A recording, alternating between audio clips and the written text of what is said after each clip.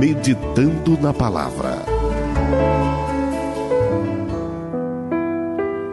Louvado seja o nome de Jesus. Graças a Deus temos chegado ao momento mais importante de nosso culto, nesta manhã do nosso programa. E eu quero fazer juntamente com vocês, com todos os amigos ouvintes, juntamente convosco, uma leitura que Deus nos colocou no nosso coração nesta manhã, que tem como tema o jovem rico. Se encontra no Evangelho de Marcos, São Marcos, no capítulo 10 e o versículo 17 por diante. Vamos ler em nome de Jesus. Você estiver aí acompanhando comigo, fique à vontade. Marcos capítulo 10, versículo 17 por diante.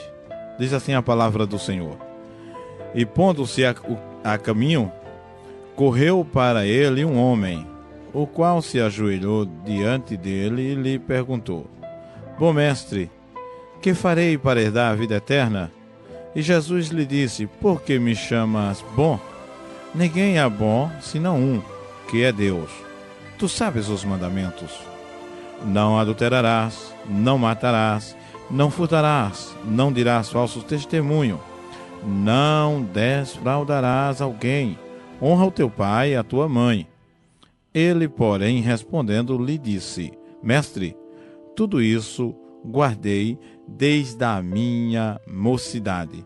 E Jesus, olhando para ele, o amou e lhe disse: Falta-te uma coisa. Vai e vende tudo quanto tens e dá aos pobres, e terás um tesouro no céu.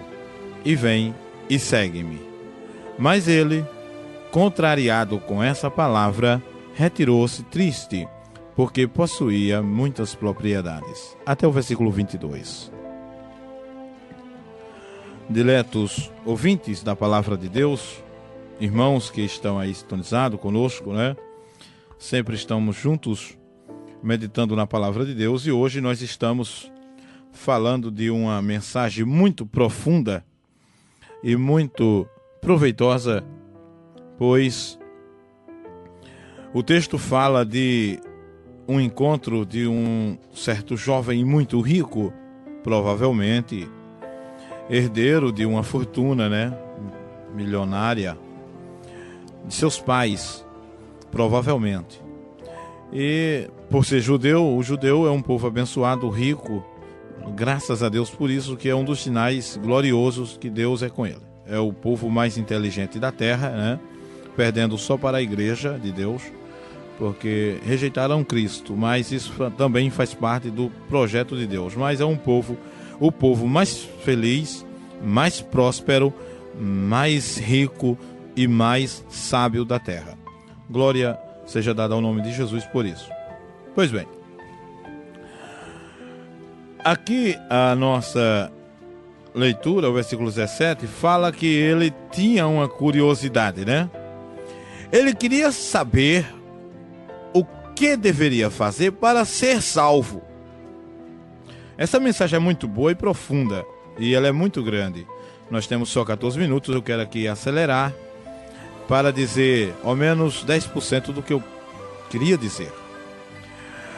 E pondo-se de joelho, aliás, melhor, E pondo-se a caminho, correu para ele um homem, o qual se ajoelhou diante dele e lhe perguntou: Bom mestre, que farei para herdar a vida eterna?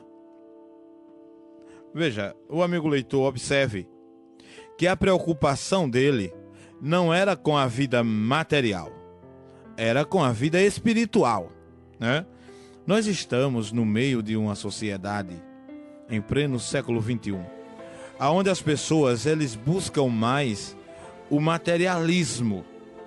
O homem, o ser humano, a criatura humana, está fitada, está obcecada, direcionada, alienada pelo materialismo. Está avisada o material. E poucos buscam o espiritual e pouco se faz para obter o espiritual. Seria como que se o espiritual não existisse, na cabeça de muitos, não. O gnosticismo, ele acredita, né, na crença de que o espiritual não existe, o mundo espiritual não existe, e se não existe, então não há por que fazer o bem ou servir a um Deus que não existe. Toda matéria é má, quando acaba na morte termina, então vamos curtir, vamos aproveitar a vida, como diz a Bíblia, né? Comamos e bebamos que amanhã morreremos. Não é assim, né? Existe uma prestação de conta, né? Os monistas, eles defendem a ideia de que morreu, acabou. E existem denominações que se intitulam evangélicas que defendem a ideia de que morreu, acaba na cova, voltando a ter vida só quando ressuscita. E não é aí. A Bíblia ensina outra coisa. Mas aquele homem preocupou-se com a causa espiritual, com ele próprio. Ele disse o quê? Jesus passando ali, o que foi que ele fez? Bem, vamos tentar aqui, né, separar. Isso é uma mensagem muito boa, muito eloquente, e eu sou muito pequeno para esquadrinhá-la, claro. Minha limitação é enorme.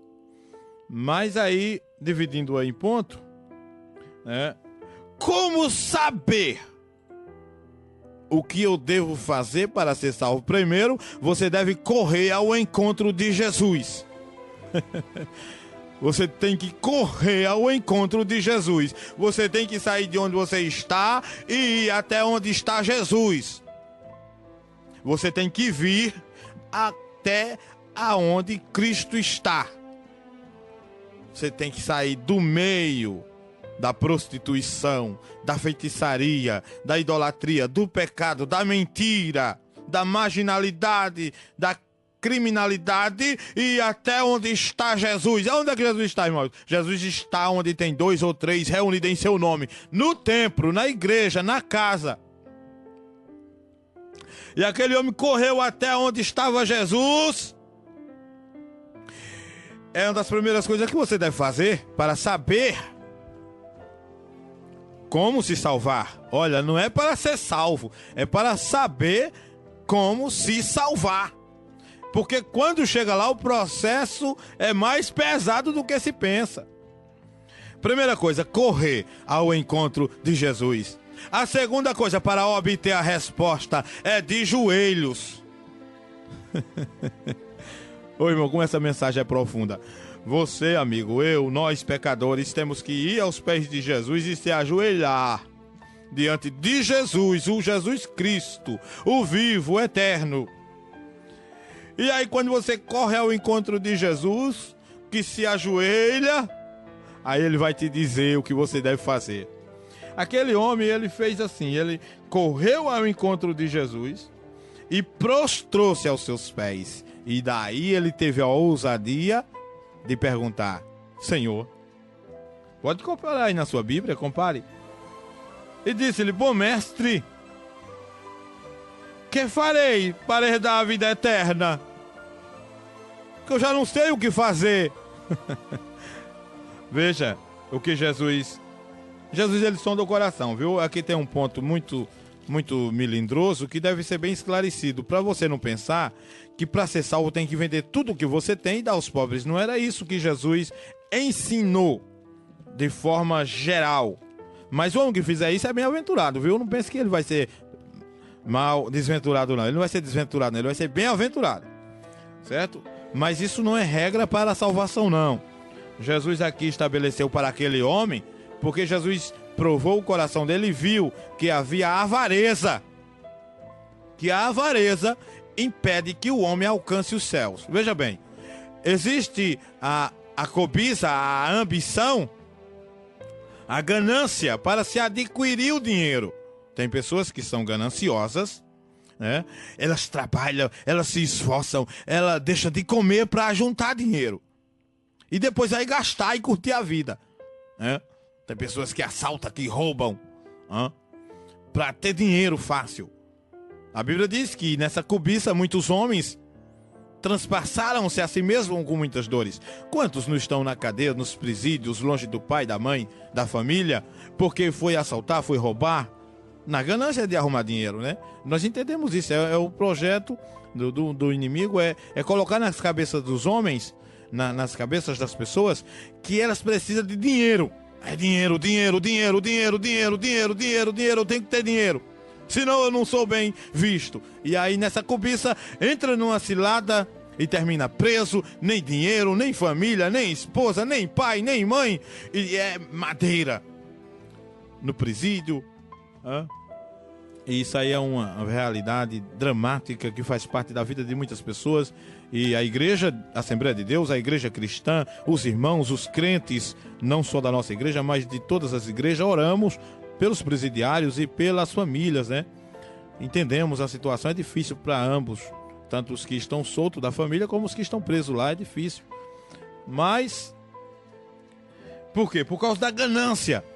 E aí tem a avareza, que é o problema daquele rapaz. O problema dele não era dinheiro, porque dinheiro ele tinha demais. O problema dele era que ele não tinha coragem de usufruir. Ele estava preso. Porque tem uns que não vão para o céu porque só quer dinheiro. E tem aqueles que não vão para o céu porque tem pena de gastar o dinheiro que tem. São avarentos, também não entra no céu. Mas aquele rapaz era um avarento. E ele disse: Senhor, o que eu devo fazer para herdar a vida eterna? Eu quero saber. Eu quero ser salvo, mas o que é que eu faço? Aí Jesus olhou assim, né? Por que tu me chamas bom? Olha que repreensão imediata. Jesus não é brincadeira, irmãos. Tem pessoas que pensam que Jesus é o Zé da esquina. Não brinque com Jesus não, viu? Jesus não é o Zé da esquina, o Zé do brejo, que a gente diz o que quer, fala o que quer e vai sair aí triunfante. Não, Jesus é juiz. Jesus, ele não tem medo, nem pena e nem dó de dizer a verdade na hora que ele quer. Tem pessoas, não, mas Jesus é bom, Jesus perdoa. Não, fulano de tal pecou, e vai pra lá, vem pra cá e faz isso, zomba, faz assim. E Jesus perdoa. Não, Jesus está juntando, Jesus tem um tempo de puxar o tapete, de trazer o juízo, de trazer a justiça sobre alguém. E ai daqueles contra quem Jesus virá o seu rosto e a sua mão. Ai, que as pessoas estão pensando que Jesus é boneco, né? Ah, rapaz, Deus me perdoe. Eu venho agora um assunto, meu Deus do céu, vem logo na mente, viu? Quem estiver me ouvindo aí sabe o que eu estou dizendo. Vem logo na mente uma vontade de dizer de uma área que não é competente a mim, né? E por conta da prudência eu vou conservar-me prudente, né? Mas as pessoas fazem e desfazem, como disse Jesus. Agora eu vou dizer, como disse Jesus lá em Mateus capítulo 24, versículo 26 por diante, 36, casa-se, dão-se em casamentos, né? E acha que depois vai ficar por isso mesmo. Mas não é por aí. As pessoas vai para a igreja, sai da igreja, vem para a igreja, tá com Jesus, não tá. Não, Jesus, ele é juízo, ele é justiça. Jesus, ele é poder, ele é perdão, ele é amor. Ele salva, ele sara, ele ama, ele perdoa, mas também ele condena ao inferno, ele amaldiçoa, ele castiga, ele fere, ele pune, ele lança no inferno, porque ele é juiz, ele é Deus. Jesus não é brincadeira. Ele veio como um cordeiro para ser morto, humilhado, maltratado, despido. Ele veio para dar a vida em resgate daqueles que nele creem. Mas na próxima vinda a Bíblia diz que ele virá como um leão feroz para julgar as nações da terra. E a Bíblia diz que os homens morderão a língua de dores. Ao contemplar o seu rosto, fugirão nu. A carne dos homens, dos ricos, dos soberbos, dos poderosos serão derramadas como fezes, como urina, diante da sua presença. Quem é o homem para subsistir ao juízo de Deus? E aí, aquele homem prostrou-se diante de Jesus. Bom mestre, mas o coração estava preso era no dinheiro, rapaz. Ou tu tá pensando que se tu não der uma esmola àquele que te pede, não ajudar aquele que é necessitado, Jesus não tá vendo? Jesus está vendo que tu pode ajudar e não ajudaste, que tu pode socorrer o aflito e não socorreste. Aí depois tu vem dizer que tem amor. Era muito bonito. Ah, mas eu amo a Deus, aqui na rádio, né? Eu amo a Deus. E Deus olhando dizendo, eu tô te conhecendo, bichinho, eu te conheço.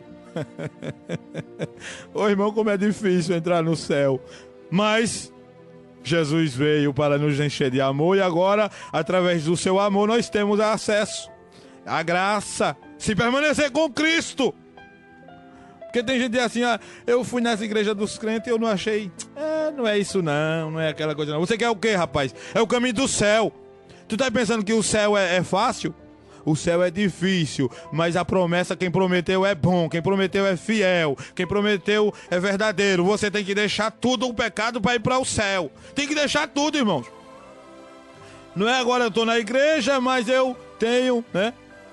Olha, eu estou dizendo da igreja evangélica, viu, irmãos? Imagina a igreja que não é evangélica, que não tem o padrão bíblico. Como não é? Na igreja evangélica é difícil você se permanecer firme, verdadeiro, é uma renúncia. Imagine nessas igrejas que é de todo jeito, que não tem doutrina, que não tem consistência doutrinária, que a Bíblia é desprezada. Não entra no céu, não entra no céu. Quem disse é Jesus. Tem que fazer o quê?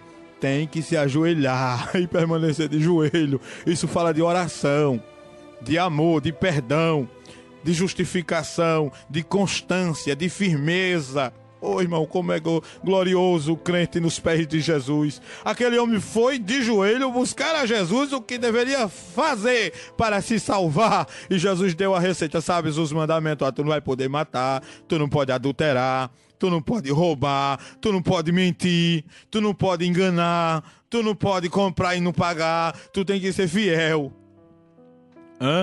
Tu tem que ser fiel. Louvado seja o nome de Jesus. Então, essas coisas que a palavra de Deus nos ensina, que nós precisamos levar em consideração, irmãos. Amigo ouvinte, não é você dizer, lá na minha igreja, eu também tenho minha igreja, lá também tem ciclo de oração, lá também eu oro, lá a gente lê a Bíblia, e você não ter a prática da palavra em sua vida. É só enganando-se a si mesmo. Mas de joelhos, na presença de Jesus, aonde Jesus está verdadeiramente, não em representação. Amém? Vamos aqui já fazendo a oração, porque essa mensagem ela é muito profunda e muito boa. Edson aqui já deu aqui o sinal, já é 9h01, nós iremos orar agradecendo ao Senhor por mais este dia.